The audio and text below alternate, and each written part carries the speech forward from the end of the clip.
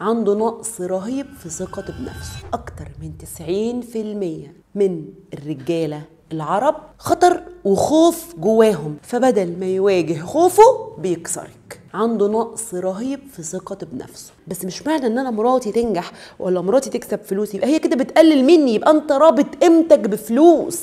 انا بكلم اي زوج بيخاف كده من نجاح مراته، او بيخاف من ان هي يبقى معاها فلوس، او انت كده عديم الثقه بالنفس. والله العظيم تقدري تعالجي خوف جوزك انتي، فربنا سبحانه وتعالى ما اختارلكيش التحدي ده الا عشانك انتي. اقسم بالله مجرد ما علي قيمه ربنا جوايا وكبر ربنا جوايا دايركت، والله الاقيه هو اللي بيساعدني في الحاجه اللي كان بيقول عليها لا. طب انا بقول لك ربنا سبحانه وتعالى اللي بايده بقى قلب جوزك، واللي بايده حياته كلها، واللي بايده ان هو يبقى زي الخاتم في صباعك، ما تجري على ربنا سبحانه وتعالى وتتصلي بيه وتشوفي ربنا هيعمل معاكي ايه. انا عامله كورس اسمه نعيم العلاقات، الورشه اللي هي 7 طرق بزياده الجمال والنور الروحي.